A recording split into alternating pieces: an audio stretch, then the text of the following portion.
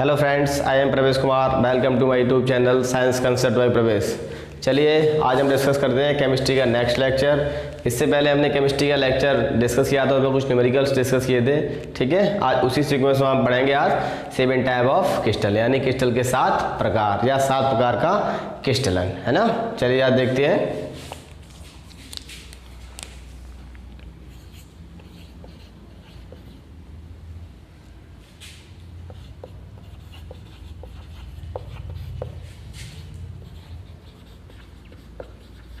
Seven type of crystal.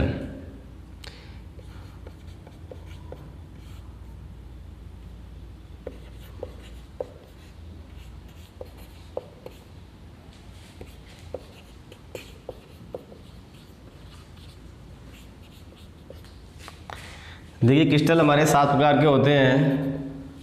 इनका एक logic है याद करने का, C-Tor-HMT, C-Tor-HMT। अब हम 1 बाई 1 इसी सीक्वेंस हम लिखते जाएंगे और आपको मालूम हो जाएगा। ठीक है, C मतलब क्यूबिक, T का मतलब टेट्रागोनल,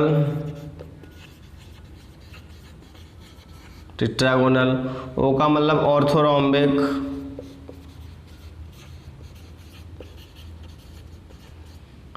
R का मतलब रोम्बोहेड्रल,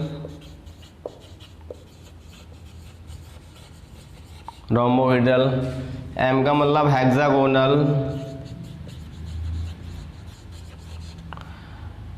और ये M का मतलब मोनोक्लिनिक, और T का मतलब ट्राइक्लिनिक।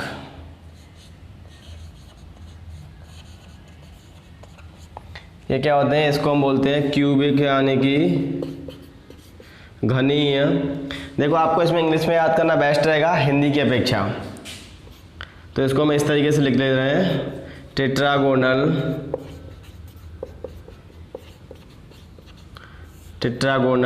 ऑर्थोरोम्बिक,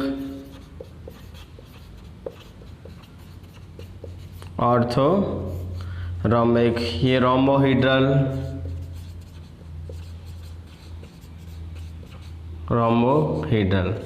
हेक्सागोनल,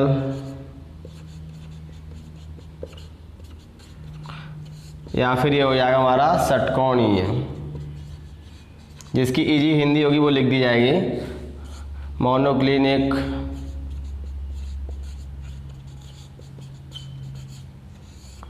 ये हो जाएगा हमारा ट्राइक्लिनिक। यानी कि इस तरीके के, यानी 7 टाइप के हमारे क्रिस्टल होते हैं, जैसे कि 1 2 3 4 5 6 और ये 7। ठीक है, अब इनमें पहचान क्या होती है? मैंने आपको सबसे पहले बताया था कि यहाँ पे छोटा सा हम एक यूनिट सेल ड्रॉ कर ले रहे हैं, क्यूब टाइप की। जैसे ये मेरी एक यूनिट सेल होगी, ठीक है, ये वाली यूनिट सेल। तो ये किस टाइप का क्रिस्टल है? ये क्यूबिक टाइप का क्रिस्टल है। ठीक है, अब इसमें मैंने आपको बताया था कि हमेशा जो क्यूब की पहचान होती है या क्रिस्टल की पहचान होती है वो क्या होती है? उसमें क्या चीज़ होगी? एक तो एजेज होती है, उसमें एंगल होते हैं, और एक फेस होता है। ठीक है,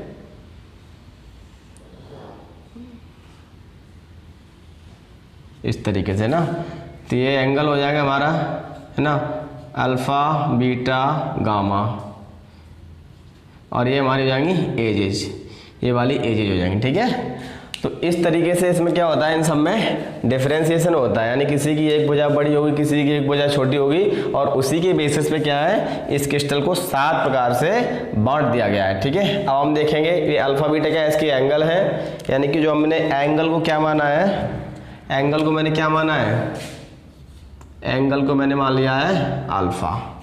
ठीक है, और बीटा और गामा, ये तीनों एंगल को मान लिया मैंने। ठीक है, अब कौन कौन से एंगल है? इधर वाले एंगल को अल्फा, इससे नीचे को बीटा, इसके नीचे को गामा। इस तरीके से हम इसमें देखेंगे, यानी उनका जो एंगल होगा वो कैसा होगा, सेम होगा, उसकी एजेज होंगी वो कैसी होंगी, इसके बेसिस पे इसको क्या कर दिया गया, पूरे को 7 प्रकार से बांट दिया गया है। ठीक है, अब हम देख ले रहे हैं क्यूब होगा, तो क्यूब में देखिए मेरी क्या, ये क्यूबिक है, इस क्यूबिक में क्या है, सब जो एजेज हैं ये सब एजेस क्या है, बराबर की है ना, एजेस सब बराबर की हैं, और क्या है इसमें एंगल भी बराबर के होंगे, ठीक है। जैसे आपने देखा होगा एक पासा होता है डाइस, है ना, वो कैसा होता है पासा, उसकी सभी एजेस कैसी होती है सब, यानी कि एक पासा कैसा होता है, वर्गाकार होता है, तो उसकी सभी भुजाएं कैसी होती है, बराबर, और जब भुजाएं बराबर हैं तो सभी उसका एंगल क्या होगा, उसका बराबर होता है, ठीक है। तो आपने देखा है,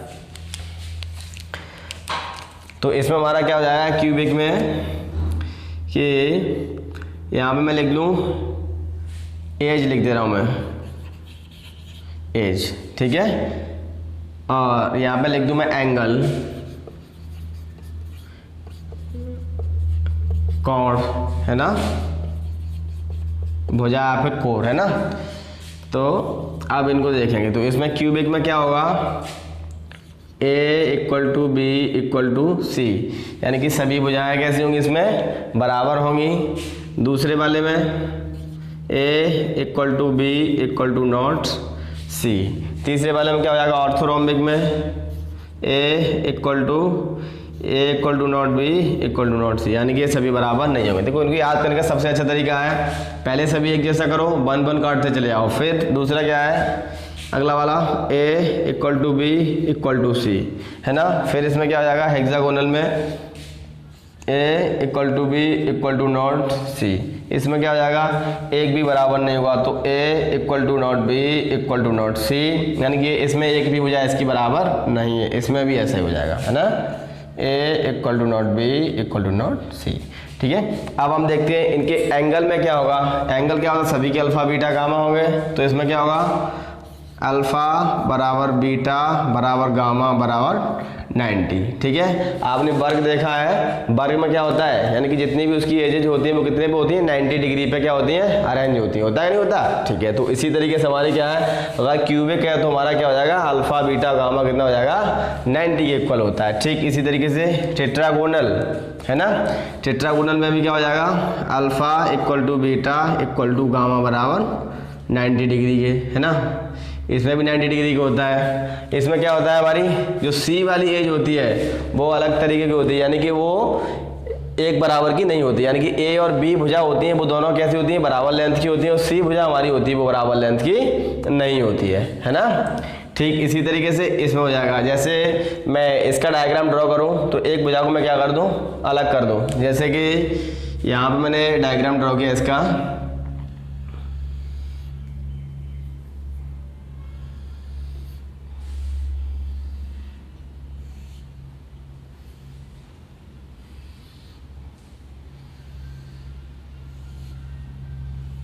है ना। तो इसकी शेप कुछ ऐसी होगी इस वाले की, देखो इसमें लास्ट वाली भुजा, देखो ये वाली भुजा है वो बराबर है, फिर हमारी जो इधर वाली भुजा है वो इधर वाली बराबर है, इधर वाली भुजा कैसी है, कुछ छोटी है। मान लिया मैंने ये भुजा मेरी कौन सी है, ए, ये मान लिया मैंने बी, तो ये वाली भुजा मेरी कौन सी है, सी, तो ये क्या है, इसके बराबर की नहीं है। अब देखो इसमें डायग्राम में दिख रही है ऐसी, बट ऐसा कुछ नहीं है, ठीक ए के बराबर ही है, ठीक है। तो क्या है, A equal to B equal to not C, तो इसमें 90 डिग्री का हो जाएगा। फिर हमारा क्या आएगा, ऑर्थोरोम्बिक, ऑर्थोरोम्बिक में भी alpha equal to beta equal to gamma equal to 90, यानी कि इसमें तीनों ही, यानी कि ऊपर वाले जो तीनों टाइप के क्रिस्टल हैं उसमें क्या है, जो एंगल सभी क्या होंगे, सेम होंगे, बट सबसे ऊपर वाले में भुजा इक्वल होंगी, उससे नीचे वाले में लास्ट वाली भुजा यानी कि सी वाली भुजा होगी, वो उसकी लंबाई या फिर उसकी माप है वो दो भुजाओं से अलग होगी, फिर तीनों भुजाओं की माप अलग होगी, ठीक है। तो इसको मैंने किसका मान लिया, कौन सा मान लिया है, इसको टेट्रागोनल मान लिया है, यानी कि ये 2 नंबर का, ठीक है। पूरे डायग्राम हम यहाँ पे ड्रॉ नहीं कर पाएंगे, मोस्ट ऑफ एक दूसरे सिमिलरिटी खाते हैं, ठीक है। तो हमें इनमें थोड़ा सा देखना होगा, बस हमें एजेस के हिसाब से चलना होगा। अब हम अगला देखते हैं कौन सा, 3। अब चौथे टाइप का है मेरा कौन सा, रोम्बोहेड्रल। रोम्बोहेड्रल में क्या होता है, इसमें अल्फा और beta equal to 90 degree, gamma 90 degree का नहीं होता है ना। अब आपका क्वेश्चन बनेगा कि वो कितने डिग्री का होता है, बट ये हमें अभी नहीं पता है, वो कितने का भी हो सकता है, बशर्ते 90 के इक्वल नहीं होगा वो, ठीक है। फिर हमारा कौन सा होगा, हेक्सागोनल में हो जाएगा।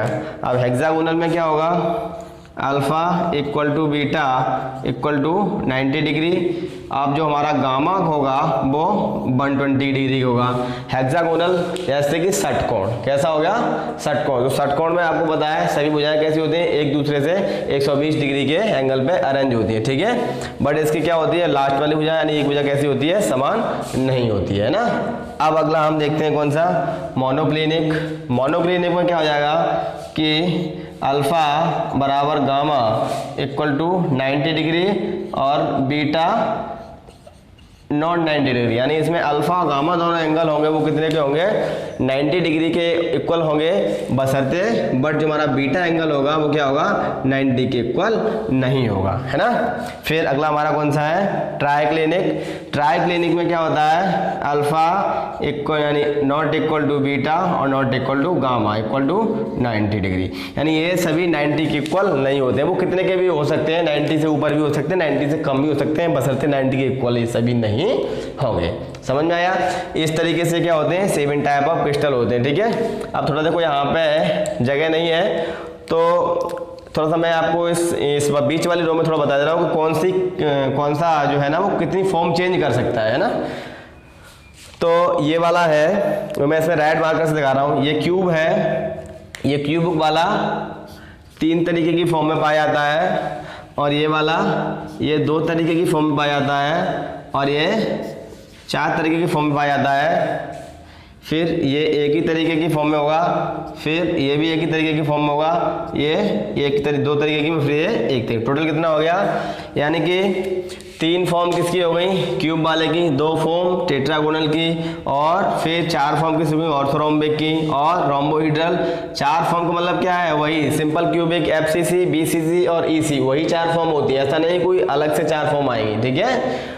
वही 4 प्रकार की यूनिट सेल है ना, उसी 4 प्रकार की यूनिट सेल में, यानी कि ये वाला जो हमारा क्रिस्टल होगा उसमें 4 टाइप की यूनिट सेल होंगी, ये वाला क्रिस्टल होगा उसमें 3 टाइप की यूनिट सेल होंगी, ये वाला जो क्रिस्टल होगा उसमें 2 टाइप की यूनिट सेल होंगी, ठीक है। कहीं कंफ्यूज हो जाओ कि भाई ये फॉर्म कहाँ से आ गई, वही फॉर्म है जो हमने पहले यूनिट सेल हमने 4 टाइप की बनाई थी, तो ये 4 टाइप की यूनिट सेल की फॉर्म में अरेंज होता है, ठीक है। अब टोटल कितना हो जाएगा, ये देखो 3 और 2 5, 5 और 4 9, 9 1 10, 10 1 11, 11 2 13 1 14, है ना। कितना होता है ये, 14। तो कुल मिला के जो टोटल हमारा जो क्रिस्टल है वो कितने टाइप का हो जाएगा, 14 प्रकार का हो जाएगा। कितने टाइप का हो जाएगा, 14 प्रकार का। इसी को हम बोल देते हैं ब्रावियस क्रिस्टल, क्योंकि सबसे पहले इसकी डिस्कवरी किसने की थी, ब्रावियस नामक साइंटिस्ट ने की थी। इनको हम क्या बोल देते हैं, ब्रावियस क्रिस्टल, ब्रावियस क्रिस्टल कहते हैं, ठीक है, क्योंकि इसकी सबसे पहले डिस्कवरी किसने की थी, ब्रावियस नामक साइंटिस्ट ने की थी।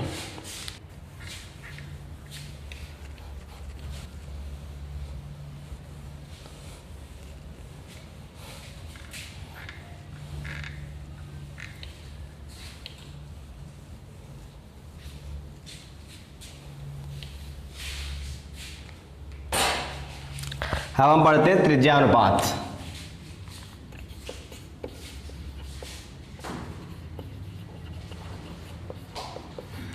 त्रिज्या अनुपात, रेडियस रेशियो, है ना। देखो त्रिज्या अनुपात क्या होता है, हमने आपको बताया था कि कोई भी हमारा क्या होता है, एक यूनिट सेल है या फिर क्रिस्टल है, वो किससे बना होता है, एटम, मॉलिक्यूल या फिर आयंस, ठीक है। मान लिया हमारे एक आयनिक क्रिस्टल है तो वो किससे बना होगा, आयन से बना होगा, और आयन हमारे कितने तरीके होते थे, 2 तरीके होते हैं, एक तो पॉजिटिव और एक नेगेटिव, ठीक है। तो किसी भी क्रिस्टल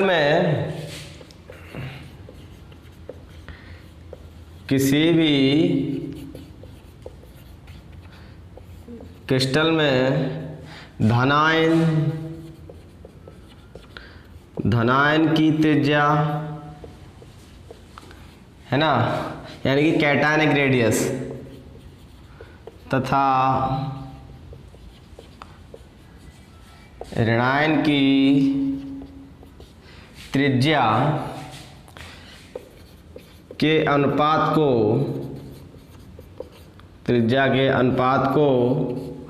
त्रिज्या अनुपात कहते हैं। त्रिज्या अनुपात कहते हैं, ठीक है। माना कोई भी क्रिस्टल है, माना क्रिस्टल ए है, क्या है, क्रिस्टल मेरा कौन सा है, ए। ये किससे बना हुआ है, धनायन, है ना, तथा ऋणायन,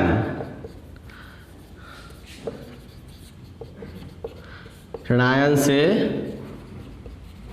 बना है। तब त्रिज्या अनुपात एक क्रिस्टल मान लिया, चाहे मैंने मान लिया इसको क्या, NaCl का क्रिस्टल है, बड़ा अच्छे समझ में आएगा NaCl के, ठीक है। तो इसमें Na क्या हो जाएगा, Na पॉजिटिव और Cl नेगेटिव, यानी NaCl का पूरा क्रिस्टल किससे बना हुआ है, Na प्लस और Cl माइनस से बना हुआ है। तब त्रिज्या अनुपात क्या होगा, इस पूरे का त्रिज्या अनुपात क्या हो जाएगा, radius ratio equal to R positive R negative, है ना, ये सिस्टम होता है। और एक यहाँ पे हम लिख दें नोट में,